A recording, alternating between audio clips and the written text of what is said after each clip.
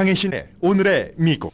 젤렌스키와 트럼프 대통령이 백악관에서 회담 중입니다. 우크라이나의 전후 재건 사업에 협력한다는 서약을 할 예정인데 미국이 원하는 광물의 위치나 미국의 신뢰도 등 여러 이유로 이 결과는 미지수입니다. 연방정부로서는 역사상 처음 영어를 공식 언어로 지정하는 행정명령에 대통령이 서명할 예정입니다. 이 행정명령은 연방기관과 연방기금을 받는 기구들이 소수인종 언어를 지원해야 한다는 기존의 의무조항은 없앱니다. 여기 우리가 사랑했던 미국이 누워있다. 이제 유럽은 미국을 나토에서 내쫓아야 하고 미국을 떠나길 원하는 미국인 인재를 받아들일 절호의 기회다. 미국에서 버림받지 않으려고 노예처럼 사느니 미국을 버리고 미국에 대항해야 한다. 르 피게로에 실린 칼럼 제목입니다. 미국인은 세계 질서에 관심이 없는지 모르지만 세계 질서는 미국에 관심이 있다. 대부의 돈 코렐레온식의 미국 접근법은 유럽뿐 아니라 미국을 가난하게 하고 미국의 힘을 뺄 것이다.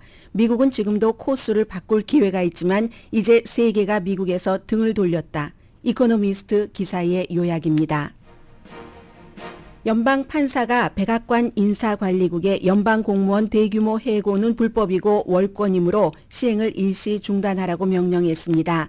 연방 법무부 수석 대변인은 독성이 가득한 환경에서 일할 수 없다는 이유로 사임했습니다.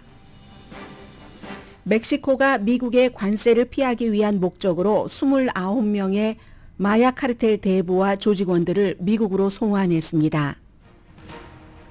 그제 또 한 번 연기될 수 있을 것처럼 보였던 캐나다와 멕시코에 대한 관세는 다음 주 화요일부터 시행될 예정입니다. 중국에는 추가 관세가 부과되고 영국에 대한 관세는 또 다른 입장입니다. 여러분 안녕하십니까? 오늘의 미국 강혜신입니다. 금요일인데 지금 워싱턴에서 백악관에서 아주 중요한 일이 일어나고 있습니다.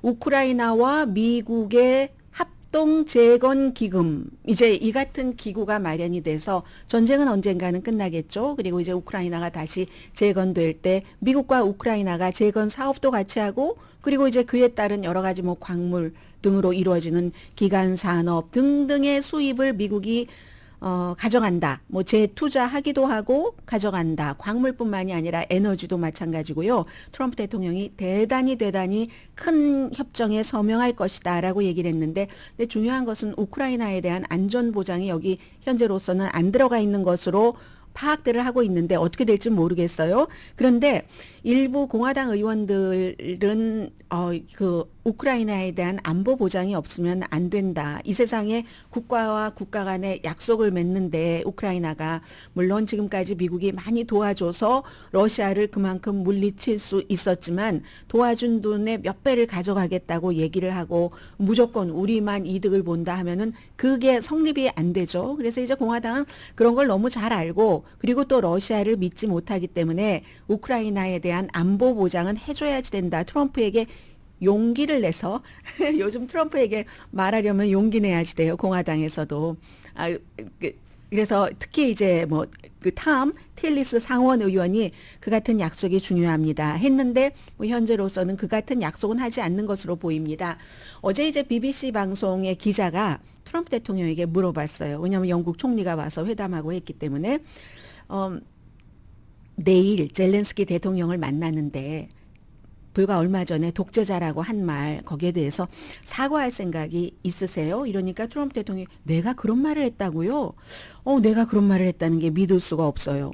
젤렌스키는 용감한 사람입니다. 이렇게 답을 했죠. 이거 이제 두 가지로 봐야죠. 하나는 오늘 젤렌스키 대통령을 보니까 그 회담을 앞두고 분위기를 푸는 것 그리고 그 말한 걸 왜 모르겠어요. 열흘도 안 됐는데. 두 번째는 신뢰에 문제가 있는 거죠. 며칠 전에 독재자라고 얘기를 했고 또 미국 기자들이 그럼 푸틴에게도 독재자라고 얘기하실 수 있어요? 하고 물어보니까 저는 그 독재자 그런 말을 할 때는 신중하게 생각하고 합니다. 푸틴은 지금 평화를 이루고 싶어 하는 사람입니다. 이렇게 얘기를 했잖아요. 그래서 이제 이런 말 등등의 기본적인 신뢰가 없기 때문에 우크라이나가 나중에 이제 전후 개발 사업을 할 때 이거 뭐 개발을 해서 수익까지 이 약속이 이어질 수 있어? 이런 생각들을 하고 지금은 일단 원자재잖아요. 뭐 여러 가지 리튬 등등을 포함한 히토류 등등. 근데 원자재만으로도 지금 이 뭐 특별한 미국이 원하는 히토류 같은 것도 이것도 뭐 통계에 따라서 다르지만 한 40% 정도는 러시아가 이미 이번 전쟁에서 점령한 그쪽 땅에 있다고 하거든요. 그건 또 어떻게 할 것이며 등등. 그래서 오늘은 일단 제일 중요하게 이 회담에서 이 협정식에서 가져올 수 있는 것은 지난 불과 며칠 전에 독재자야.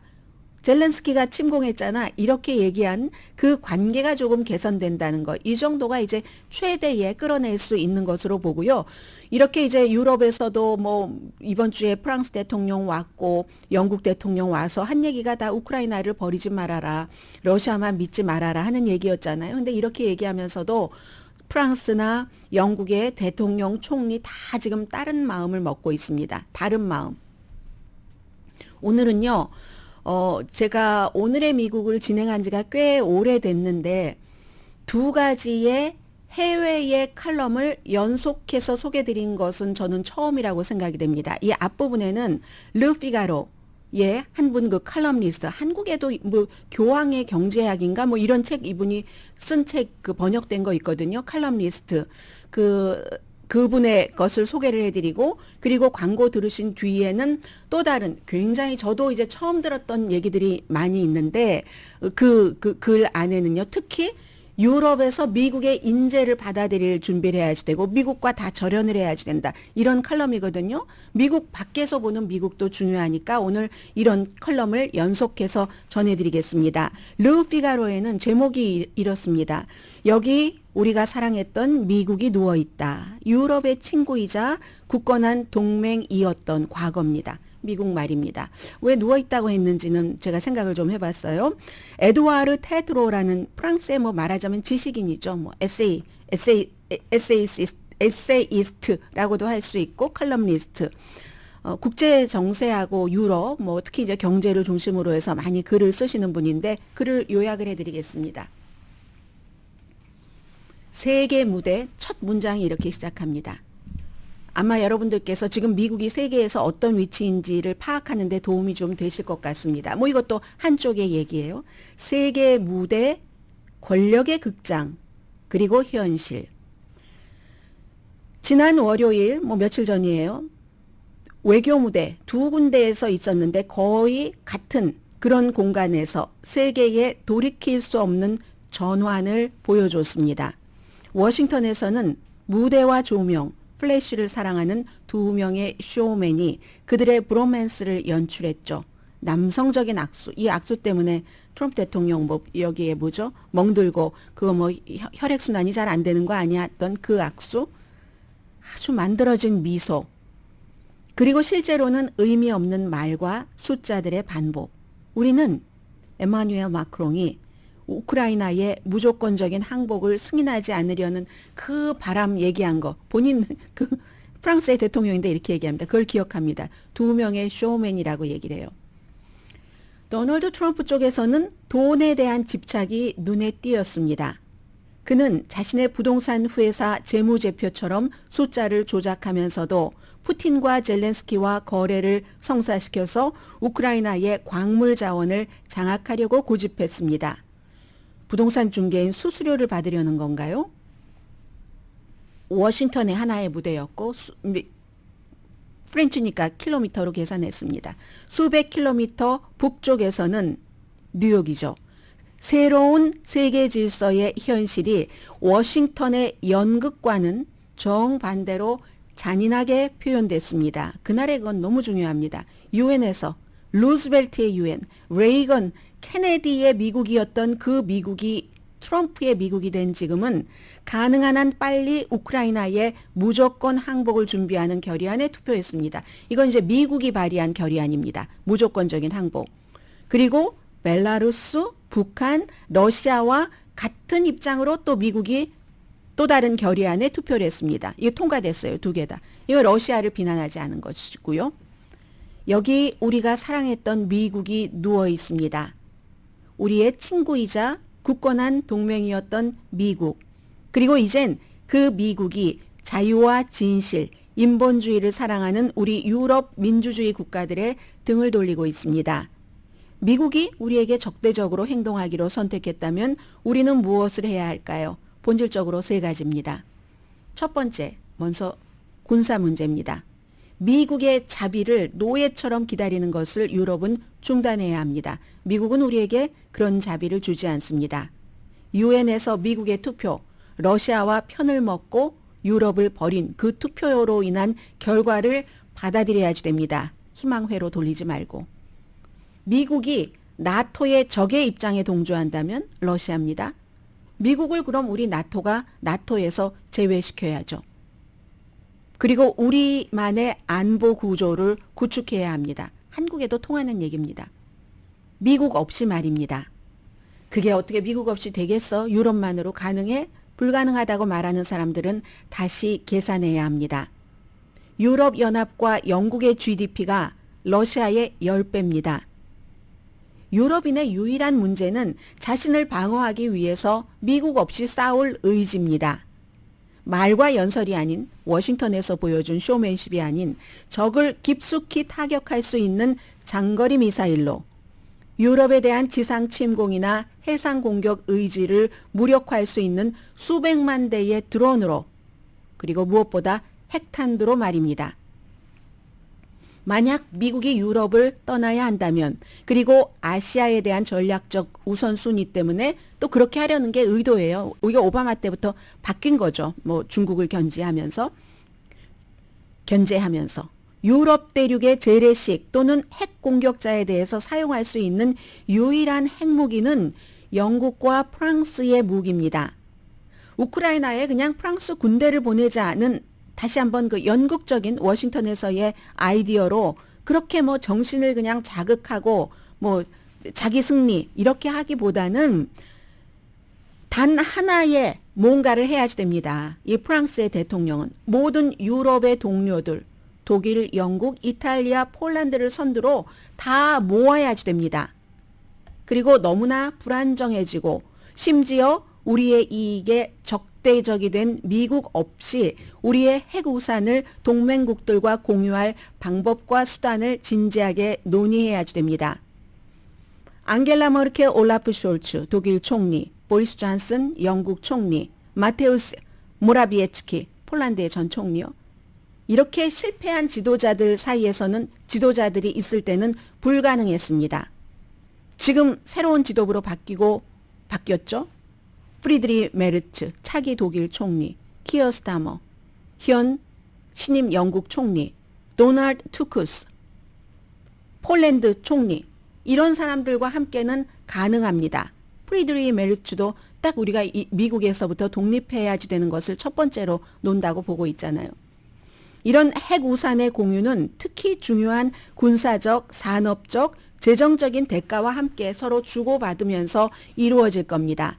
미국인을 나토에서 제외시키고 우리의 경제적, 정치적, 문화적인 모든 것에서 미국인을 빼내야지 됩니다. J.D. 벤스 부통령, 일론 머스크가 독일의 나치당으로 불리는 AFD의 홍보 요원이 돼서 독일 선거를 놀랍게도 불안정하게 만들려는 그 홍보 전략을 했었던 것은 전례 없는 일입니다. 진정한 민주주의, 유럽의 민주주의는 더 이상 미국에서 지금 얘기하는 뭐 woke라고 해서 woke에 대한 뭐 문화적인 뭐 히스테리적인 반응, 스티브 배넌 트럼프의 백악관 수석 전략가였던 그와 일론 머스크의 나치식 경례하는 거요. 본인들 아니라고 하지만 한 것은 모양은 그걸 보여주고 있습니다. 미국의 권력에 따라서 미국의 유행 트렌드에 따라서 우리 유럽이 흔들릴 수 없습니다. 인기 있는 프랑스 채널에게 막 압박을 하기보다는 뭐 꼭 국영 채널이라기보다 굉장히 이게 규제가 많다는 거예요. 그렇게 사형 선고를 하기보다는 우리의 법과 규제기관들이 완전히 증오의 매개처로 변한 미국을 비난을 해야지 됩니다. 미국의 인터넷 플랫폼, 미국의 여러 채널, 스튜디오, 네트워크를 신속하게 표적으로 삼아야지 됩니다. 그리고 이제 이게 경제적으로 넘어가서요. 미국의 여러 브랜드를 완전히 보이콧하기는 어렵습니다.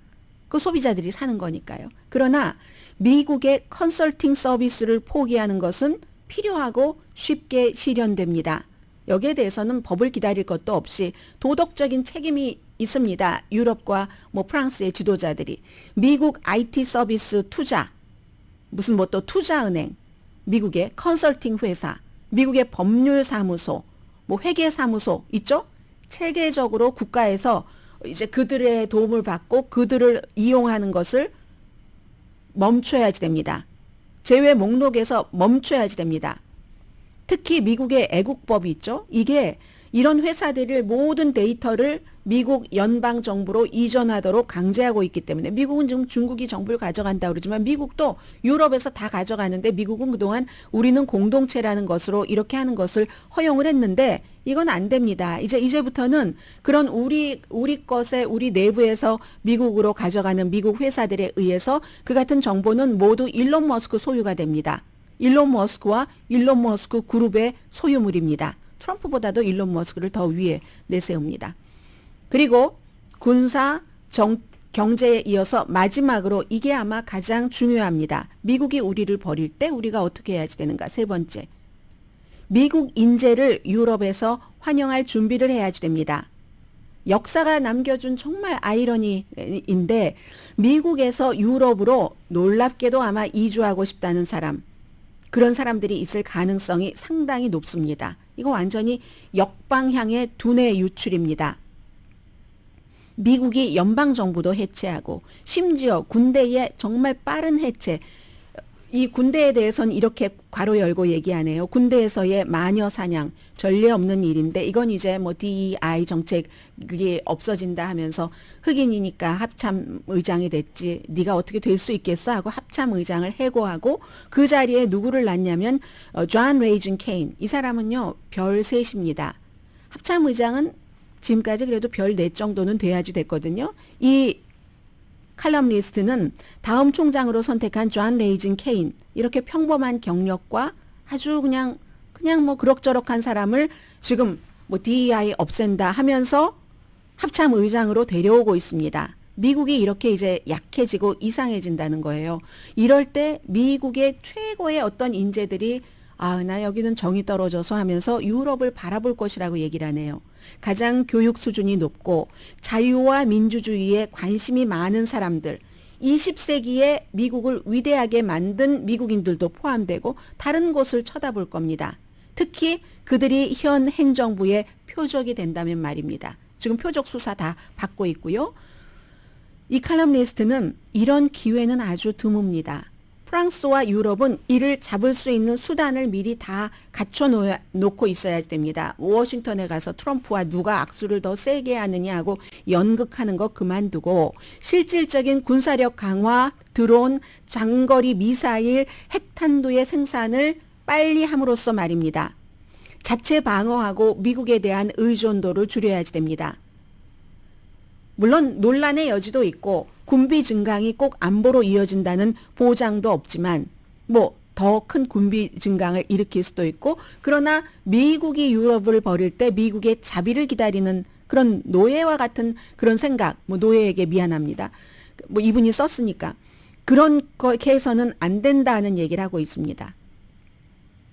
에두아르 테트로라는 분인데요. 여기 우리가 사랑했던 미국이 누워 있습니다. 왜 누워 있다고 했겠는가 제가 생각을 해봤더니 여러 가지로 미국이 이제 바짝 서서 왔다 갔다 활동하는 게 아니라 정신적인 가치나 여러 가지 물질적인 것도 힘이 예전만 못하다 이런 뜻이 아닌가 싶습니다. 어쨌든 믿을 만한 친구도 배신합니다. 사람은 배신을 잘하잖아요. 여러분들 많이 당해보셨잖아요. 근데 믿을 만한 친구도 배신을 하는데 이제 미국은 내놓고 믿을 만한 친구가 아닌데 그런 사람들을 믿으면서 가만히 멍청하게 있다 당하는 거는 스스로에 대한 책임을 하지 못하는 것 같다 하는 에두아르 테트로 씨의 르 피가로에 쓴 기고문이었습니다.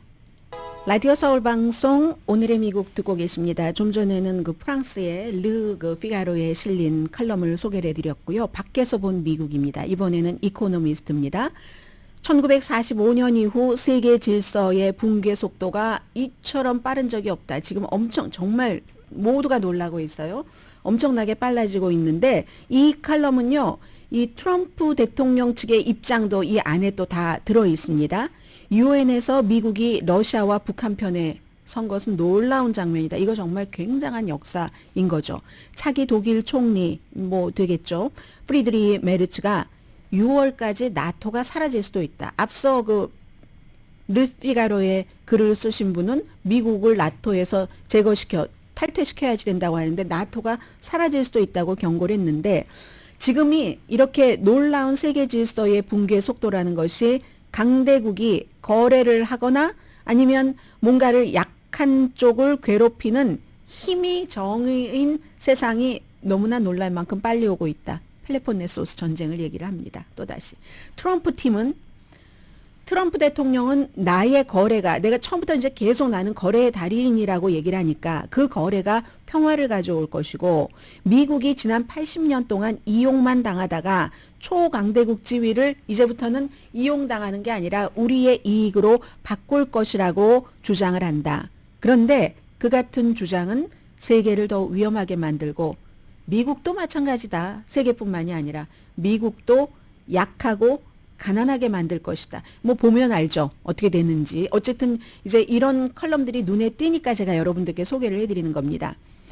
여러분은 특히 이제 미국 사람을 얘기를 합니다. 세계 질서, 월드 오더, 헨리 키신저가 그렇게 얘기했었던 거기에 관심이 없을 수 있지만 세계 질서는 미국에 관심이 있습니다. 미국이 돈 코렐레온식의 접근법, 우크라이나에서 드러났다. 대부의 냉철하고 지략이 뛰어나죠.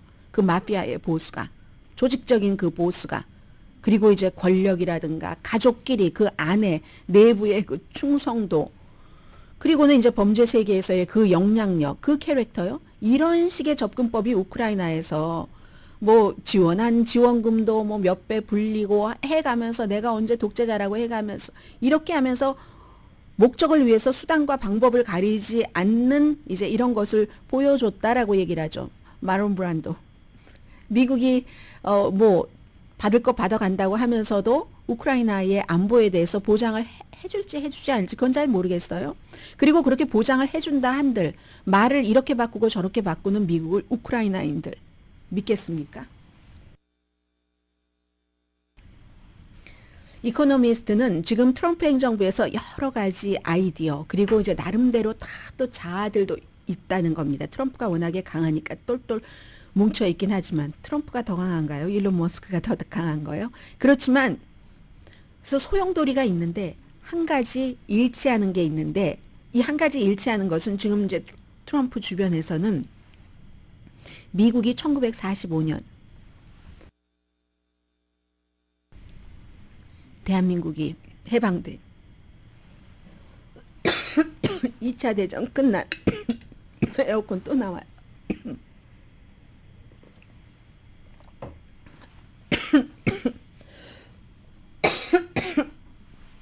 그때 이후에 미국이 늘 불공정한 무역과 전쟁 비용만 잔뜩 대고 속았다.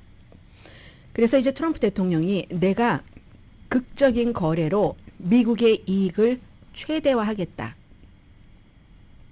땅이면 땅, 기술, 광물 모든 것을 다 거래를 해보겠어.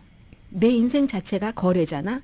그리고 이제 주변에 아주 소환이 좋은 그 부동산 전문가, 부동산 개발업자지만 이분도 원래 법을 공부한 사람이에요. 지금 중동 대사를 얘기합니다. 그 스티브 위트코프. 그 사람을 옆에다가 두고 이 사람이 여기저기 거래를 모색하면서 이스라엘로, 러시아로 돌아다니고 있다라고 얘기를 합니다. 그래서 미국이 지금 생각하고 있는 새로운 세계 질서요. 월드 오더는 넘버 원에는 당연히 미국이 있어야지 되고 그 다음은 두 번째는 어떤 국가냐면 그 국가에 팔 수 있는, 세일할 수 있는 자원이 있어야지 되고 남을 협박할 만한 힘이 있어야지 되고 또 민주주의의 제약을 받지 않는 지도자가 있는 국가. 그런 국가가 두 번째로 미국이 생각하는 미국 다음에 세계 질서 순위라는 겁니다. 그럼 누구예요? 자원이 있고 남을 막 협박하고 민주주의가 없는 그런 나라의 지도자. 푸틴이죠. 러시아의. 시진핑이죠. 사우디아라비아의 무함마드 빈 살먼. 이런 사람들. 그게 이제 두 번째고, 세 번째가 트럼프가 생각하는 세계 질서의 세 번째 순위는 미국의 동맹국들이라는 겁니다. 그래서 이 미국의 동맹국들이 미국에 아직도 막 의존하고 그러잖아요. 그리고 충성심도 좀 있고, 그걸 트럼프의 미국은 이용을 할 약점으로 활용을 할 것이다. 이렇게 얘기를 합니다. 그런데 트럼프가 추구하는 이런 마피아식의 거래는 미국에 결국은 해를 끼칠 것이라고 얘기합니다. 자기 고립적인 미국 대통령. 영토가 협상의 대상이 되면서 1945년 이후에 규칙이 찢어진다는 거죠. 전쟁을 해보니까 남는 게 없더라. 우리 앞으로는 이런 거 하지 말자. 하다가 지금 이렇게 그 이후에 굉장히 큰 전쟁으로는 이번에 푸틴이 일으킨 우크라이나 전쟁이잖아요. 그런데 전쟁을 딱 일으키고 나서 지금 영토의 협상에 대해서는 우크라이나 영토가 결국은 지금 뭐 이러니 저러니 하지만 트럼프와 푸틴의 악수로 정해질 수 있다. 이스라엘, 시리아, 레바논 국경은 전쟁 한 17개월 치렀습니다. 그 사이에 이미 모호해졌습니다. 트럼프는 이건 뭐 가자는 물론 그린란드까지 눈독을 들이고 시진핑도 그렇게 될 경우 너도 했잖아. 뭐 전에는 러시아만 해서 러시아 했으니까 우크라이나 했으니까 시진핑의 대만 하는데 이제는 트럼프가 가자 그린란드 막 이렇게 파나마 이렇게 나오니까 아니 너도 했잖아. 그러니까 나도 해야지 하고 미국의 양보를 요구할 수 있다는 거죠. 다른 딜이 있겠죠. 트럼프와 하는 다른 무슨 뭐 여러 가지 뭐 수출이라든가 등등의 딜 해서 대만, 남중국해, 히말라야 이건 너네 뭐 땅도 뭐 가깝지도 않고 그냥 신경 끊어. 너희는 그거 갖고 우리는 이거 가질게. 이럴 수 있다는 겁니다. 그리고 경제적인 흥정은 관세를 넘어서 국가의 권력과 비즈니스의 융합. 일론 머스크 지금 스타링크가 뭐 어느 나라에 주네 안 주네 이런 얘기 많이 하고 있습니다. 위성 서비스요. 그리고 사우디아라비아 그 골프 대회 미국의 그 골프 그 토너먼트 여기가 결국은 그 트럼프 대통령이 그 리브를 확 지원하면서 본인의 골프장에서 대회하고 하게 하면서 유명하게 해줬잖아요. 사막의 골프 대회도 마찬가지고 그런 식으로 경제적인 흥정이 이루어진다.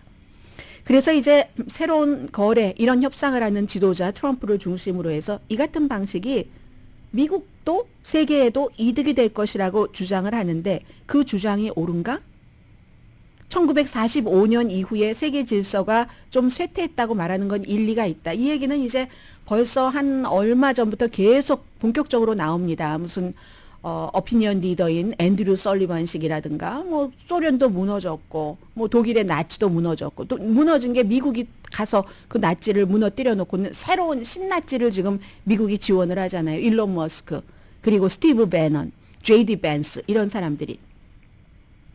세계 질서가 쇠퇴했다고 말하는 건 1945년 일리가 있긴 한데 그걸 완전한 거래로 계산하기는 너무나 복잡하다고 얘기를 합니다. 항상 한쪽 국가가 이득을 보면 한쪽 국가가 피해를 보기 때문에 뭐 지금 젤렌스키 대통령을 만나면서 트럼프 대통령이 러시아에 대한 제재를 뭐 조금 연기를 한다라고 하잖아요. 그러면 또 뭐 러시아가 나빠지고 또 어떤 경우에는 또 이렇게 반대로 하면은 러시아가 좋아지고 다른 나라가 나빠지고 러시아의 제재가 되면 러시아만 나빠지는 게 아니라 무슨 뭐 인도의 산업 비용도 증가하죠. 왜냐하면 이 전쟁을 치를 때 인도는 뭐 3개국의 다리를 다 걸쳐놓고 미국, 중국, 러시아에 다 걸쳐놓고 러시아에 그 오일을 팔지 못하게 제재를 걸어놓으니까 인도 같은 데가 엄청나게 러시아에서 싸게 사갔잖아요. 그래도 인도는 무시하지 못했죠. 미국이. 워낙에 인구가 많고 하니까. 그래서 러시아를 제재하면 이게 러시아에만 해당되는 게 아니라 인도에도 비용이 증가하고 야수 또 국경에 대해서 미국 맘대로 영토를 이렇게 갈라놓으면 그건 결국은 또다시 전쟁이 뒤따른다는 거죠. 계속 전쟁이 뒤따르고 금방 누가 이득을 보다가 누가 손해를 보다가 하면은 세계가 고통을 받을 수밖에 없다고 얘기를 합니다. 트럼프가 깨닫지 못하고 있는 것은 미국도 고통받을 것이라는 거. 미국은 고통 안 받아. 미국은 잘 먹고 잘 살 거야. 이렇게 얘기를 하는데 여기서 중요한 얘기를 하나 합니다. 미국이 1945년 이후에 80년 동안 유럽에 이용당하고 그 군사적인 부담만 지우고 전쟁 나면 어디 전쟁 비용만 대주고 무역을 개방해서 손해만 봤다라고 주장을 하지만 미국은 그것으로 인해서 이득이 훨씬 많다고 얘기를 합니다. 우리가 다 알고 있잖아요. 달러 기축 통화로 해서 세계가 다 그걸 받아주니까 그렇게 했죠. 이 달러 시스템, 금융 시스템의 중심이 달러인 게 가만히 앉아서 연간 1,000억 달러 이상의 미국 비용을 줄여준다고 이코노미스트가 말합니다. 미국 기업들은 일시적인 특혜가 아니라 아주 합리적으로 예측 가능하게 이렇게 공정한 글로벌 규칙 덕분에 해외에서 번창했다고 얘기를 합니다. 달러 이렇게 해주고 하니까. 근데 그것을 이제는 공정하게 경쟁하지 말고 뭐 뇌물도 주고 하라고 하잖아요. 행정명령에 서명을 했죠. 미국은 그런 데서 이득을 보는 국가가 아니라고 얘기를 해줍니다. 달러 그것만으로도 공정한 거래를 할 때 원래 뒷거래하고 하는 것은 러시아와 중국에 좋은 거죠. 트럼프는 미국이 유럽과 아시아 동맹국들을 포기할 수 있다고 믿는다. 유럽은 완전히 포기하고 아시아는 이제 중국이 있으니까 부분적으로 포기할 수 있다고 믿는다. 그러잖아요. 아름다운 그 오션이 뭐 갈라졌다고 얘기를 하든가요. 분리가 됐다고 얘기를 하든가요. 그런데 이코노미스트는 그게 그런 무슨 오션, 땅 이런 것만 하는 게 아니라 현재의 전쟁은 우주, 사이버 공간까지를 포함하기 때문에 물리적인 거리는 1941년 그 2차 대전 종전되기 전에 그때 진주만 그 일본의 그 공격으로 미국의 고립주의가 끝나고 막 이랬을 때보다도 그렇게 안전하지가 않다. 지금은 사이버도 있고 우주 공간도 있고 하는데 그리고요 또 중요한 걸 또 하나 얘기하네요.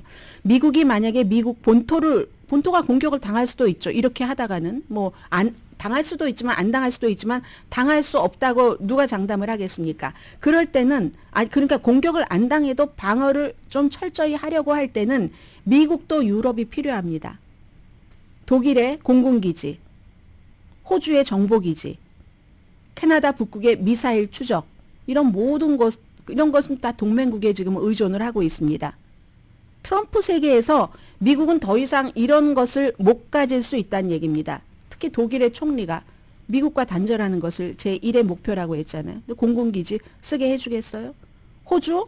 지난번에 뭐 호주, 뭐 일본, 뭐 이렇게 미국 다 뭐 여러 가지 방위 조약 같은 거 맺었지만 뭐 뭔가 하는 것에 따라서 그렇다는 거죠. 그래서 미국이 세계에서 다 무슨 뭐도 하고 해서 가진 게 이런 것들인데 거래가 제일 중요해. 나는 거래의 달인이야. 그리고 그러한 것을 존중하는 사람들은 미국이 협상을 통해서 우리가 우선 강한 자, 있기 때문에 힘이 있는 사람은 뭐든지 할 수 있어.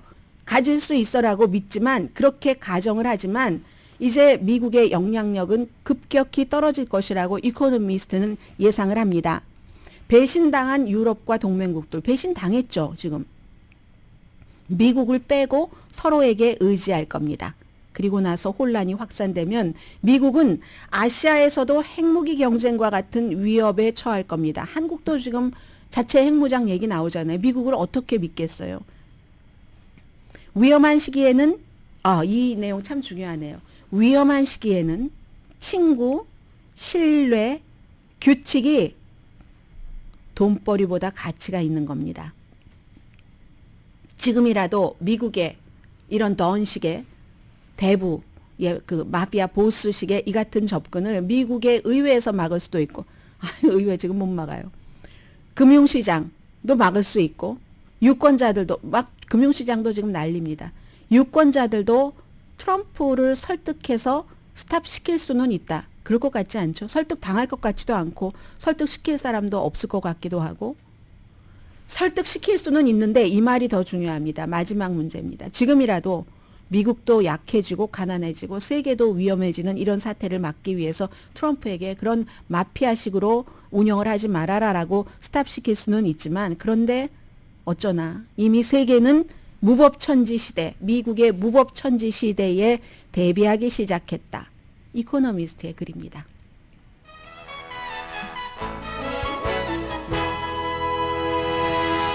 잠시 뒤에 뵙겠습니다. 이제 바이든 대통령 시대가 아니라 트럼프 대통령 시대에 트럼프 대통령이 젤렌스키와 백악관에서 마주 앉아 있고요. 제가 광고 나가는 동안에 조금 보고 전해드리겠습니다. 참 답답하네요. 제가 여러분께 이렇게 들려드리면서 하면 쉬운데 그게 지금 안 돼서 말씀을 드리겠습니다. 굉장히 새로운 방식의 그 정상회담의 집무실에서의 모습입니다. 보통 이제 미국의 대통령이 정상회담을 할 때는 짧게 이제 그 사진 찍기 위한 그 집무실에서 그런 것이 있고 정상회담을 들어가서 하고 오고 그리고 나중에 이제 딱 연단을 마련하고 두 나라 정상이 모두 발언 몇 분씩 하고 기자들의 질문을 받죠. 서서 로즈가든에서 보통 그렇게 하는데 지금은 이제 그 전입니다. 그 뭐 딱 정식으로 기자회견하기 전인데 JD 벤스 부통령이 지금 저 자리에 들어가 있다는 게 굉장히 그 흥미롭고 들어가 있는 경우는 많아요. 예전에도 예를 들어서 바이든 대통령 시대에는 카멜라 해리스 부통령이 들어가 있고 또 오바마 시대에는 바이든 부통령이 들어가 있고 하는데 여기는 지금 JD 벤스 부통령이 들어가 있기만 한 게 아니라 세 사람이 같이 이렇게 같은 의자에 앉아 있는데요. 먼저 JD 벤스 부통령이 발언권을 신청을 합니다. 그래서 아무튼 트럼프가 굉장히 잘하고 있다. 이런 얘기를 하는 거예요. 하면서 바이든 대통령이 참 못했는데 이 우크라이나 전쟁에 대해서 트럼프 대통령이 잘하고 있다 하니까 전 또 그런 얘기는 처음 들어봤습니다. 그런 형태는. 그랬더니 젤렌스키가 내가 뭘 좀 물어봐도 돼요? 이렇게 얘기를 하고 있어요. 영어로. 그러면서 하는 얘기가 젤렌스키가 자기 입장을 지금 미국 사람들에게 세계에 보여주는 겁니다. 저는 여러분들께 들려드리지 못해서 굉장히 답답해요. 지금 들을 수도 없고. 근데 뭐라고 하냐면 지금 꼭 트럼프 정말 좋은 트럼프에게 좀 또 아첨도 좀 해야 되니까 트럼프가 지금 대통령이 돼서 참 좋긴 좋은데 미국이 그 이전까지 블라디미르 푸틴을 스탑하지를 않았다. 크림반도 때도 그랬고 2014년도, 2022년도 우크라이나 전쟁 때도 그랬고 이게 대통령이 오바마가 있었고 다시 트럼프가 있었고 바이든이 있었고 또다시 트럼프가 있는데 이 러시아는 블라디미르 푸틴은 그동안 약속을 하고 안 지키고 그리고는 어느 미국 대통령도 왜 스탑을 시키지 않느냐 했더니 그 트럼프 대통령이 거기서 싹 껴들어서 2014년도 난 크림반도 그때는 내가 대통령 아니었어라고 얘기를 해요. 그러니까 I know 이제 이렇게 얘기하는데 근데 그 이후에 트럼프 대통령은 크림반도 뭐 러시아가 갖는 게 맞는 게 아니야 뭐 이런 얘기를 했습니다. 이런 형태의 지금 그 정상회담을 저는 그 처음 봤고요. 거의 지금 토론하듯이 제가 지금 방송을 들려드리지 못해서 너무 답답한데요. 지금 트럼프 대통령과 젤렌스키 그 부통령이 서로의 입장에 대해서 세게 카메라를 주고 지금 뭔가를 무슨 말을 하는지 모르는데 표정을 보니까 젤렌스키 대통령이 트럼프 대통령에게 동의하지 않았습니다. 그리고 트럼프 대통령 얼굴 조금 빨개지고요. 젤렌스키 대통령도 조금 웃는 인상이 아닌 것으로 가고 서로 의견 충돌을 하는 것과 같은 지금 그런 분위기가 있거든요. 그리고는 다시 또 이제 부통령이 끼어들어가서 야 이거 정말 아깝네요. 여러분들께 못 전해드려서 여기까지만 하겠습니다. 자 그리고 지금 미국의 관세를 조금 말씀을 드리겠습니다. 3월 4일이 다음 주죠. 중국으로부터 오는 수입품에 10% 관세를 또 부과한다. 그러면 지난번에 10% 다른 어느 나라 관세 부과하기 전에 했었잖아요. 거기에 추가가 되는 거고 그 전에 있었던 관세는 그대로 가는 거고 그리고 이번에 이제 영국 총리 어제 왔었을 때는 이렇게 트럼프 대통령이 얘기를 했습니다. 미국과 영국은 관세가 필요 없는 무역협정을 하기 위해서 지금 노력하고 있어. 이런 얘기를 했고 또 영국 총리는 관세도 관세지만 블라디미르 푸틴이 더 이상 우크라이나에 침공하면서 이런 세계 질서를 무너뜨리지 않는 일을 하는 것을 보고 싶다. 우크라이나에 대한 지속하는데 가능한 협상, 합의 이런 것을 보고 싶다. 이제 이런 얘기들 엄청 많이 했고요. 그랬더니 트럼프 대통령은 푸틴이 약속을 지킬 것 같아요. 굉장히 푸틴 편이에요. 푸틴이 약속을 딱 뭐 협상한다고 약속하면 약속을 지킬 것 같아요. 뭐 아무튼 이런 얘기를 했습니다. 자 그리고 하나만 더 전해드려야지 되겠네요. 저 너무 궁금해요. 너무 재밌게 지금 토론하고 있어요. 저 저런 정상회담 처음 봤습니다. 여러분들도 나중에 저는 오늘 방송이 끝나지만 나중에 뉴스 한번 확인하세요. 이게 무슨 대치점을 맞은 그런 그 포인트였는가? 연방 판사가 백악관 인사관리국의 연방 공무원 대규모 해고를 일시 중단하라고 명령을 내렸습니다. 대규모 해고는 불법적인 월권이다. 윌리엄 알섭 판사인데 정부 부처들에게 해고 지시를 따르지 않아도 된다고 백악관의 인사관리국이 알려야지 된다라고 얘기를 했습니다. 연방 인사관리국은 백악관 인사관리국은 우주 역사상이라고 표현을 했어요. 우주 역사상 어떤 상황에서도 다른 기관에 직원을 고용하라고 하거나 직원을 해고하라고 할 권한이 없다. 이런 판결은 5군데 비영리 단체와 노조들의 고소에 대한 판사의 판결입니다. 정부는 아니 우리가 언제 해고했어요. 인사관리국이 그냥 대규모 해고를 요청했을 뿐입니다. 이렇게 주장을 하고 있고 판사는 그 주장을 받아들이지 않는 거죠. 이건 대규모 해고하라는 압박이었다. 권력 남용이다라고 얘기를 하는 겁니다. 뭐 형식적인 편지를 통해서 그렇게 하라 하는 거고 여기에 대한 이제 해석입니다. 폴리티코는 트럼프 행정부의 드라마틱한 연방 공무원 해고 노력에 차질이 생겼다. 그런데 이제 이미 일자리를 잃은 사람에게는 별로 도움이 되지 않습니다. 그래서 판사는요, 대규모 해고를 요청한 지시를 철회하라고 명령을 내렸습니다. 그렇지만 이미 해고된 사람을 다시 고용을 하라고 할 권한이 이 사법부 나에게는 없다. 그리고 또 그 기관, 그게 뭐 재향군인청이 됐던 보건복지부가 됐던 그 부서가 스스로 해고하는 것을 또 역시 사법부에선 막을 수가 없다. 다만 백악관의 인사관리처에서 그렇게 하는 것은 이건 불법이다라고 했습니다. 이 알서 판사는요, 빌 클린턴이 지명한 판사입니다. 판결이 나기 몇 시간 전에 트럼프 행정부가 국립기상청, 국립해양대기관리국의 수많은 수습 공무원들 해고됐다는 통고 내려라. 뭐 이렇게 얘기했는데 이거 다 프로젝트 2025 그대로 가는 겁니다. 국립기상청도 완전히 없애거나 민영화하거나 하겠다는 거죠. 근데 이제 해고 통지서를 받은 이런 사람들은 어떤 레이더 시스템을 관리한다던가 위성 데이터를 모아서 중요한 상업어장 같은 데 있잖아요. 그런 것을 모니터한다던가 뭐 날씨 예측에 결정적인 일을 하는 그런 사람들이었다고 합니다. 근데 이제 임시예요. 판사가 추후에 내가 명령을 내릴 테니까 3월 14일에 양측에서 증거를 가지고 와라. 그때는 이제 백악관 인사관리국장도 출석을 해라. 찰스 이젤이라는 사람 소환 명령을 내린 거죠. 다 이런 얘기입니다. 그리고 지금 관제탑이 너무 사람들이 모자라서 일론 머스크가 관제탑에 제발 돌아와 주세요. 은퇴하신 분 이렇게 얘기하는데 그게 좀 힘든가 봅니다. 보통 이제 교통관제사가 56살이 되면은 그달 마지막까지 은퇴하도록 요구를 한대요.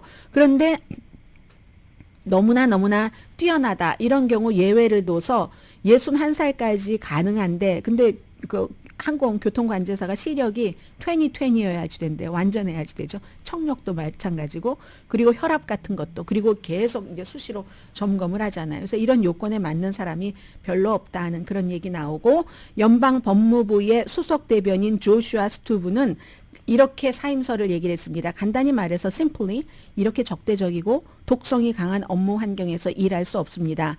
최고의 리더십이 우리를 환영하지도 않고 가치 있는 사람이라고 여기지도 않고 능력 있다고도 생각하지 않습니다. 저는요 공화당도 아니고 민주당도 아니에요. 공화당 민주당 대통령 아래서 다 일을 했는데 이런 환경에서는 기본적인 예의가 사라진 것을 보는 것은 가슴 아픈 일입니다 하면서 연방 법무부 수석 대변인 사임했습니다. 10시에 브라보 마이 라이프 방송됩니다. 네, 좀 전에 그 백악관에서 있었던 샤우링이었습니다. 완전히 소리를 질렀고 트럼프 대통령이 조금 더 템퍼를 잃었고 미국 국민과 세계 국민은 두 나라 정상의 정상회담에서 카메라가 돌아갔는데 두 나라 정상이 서로 소리를 지르면서 거의 싸움하는 모습이었거든요. 저런 모습을 처음 봤습니다. 이 협상이 제대로 될 리는 없을 것 같아 보이고요. 그래도 한마디는 전해드려야지 되겠네요. 지금 오늘 아마 트럼프 대통령이 영어를 공식어로 하는 그 미국에 서명을 할 텐데 미국의 주에서는 한 32개 주에서 영어가 공용어입니다. 그런데 대통령이 영어를 공용어로 하는 연방에서 이 목적은 국민들을 다 단결해서 나라를 그 좋은 곳으로 이끌어가기 위해서다라고 얘기를 했는데 지금 여러 가지 연방 기구에서 소수인종에 대한 언어 지원하는 것 의무화됐거든요. 이거 빌 클린턴 시대에 그랬을 겁니다. 이건 다 없앤답니다. 강혜신이었습니다.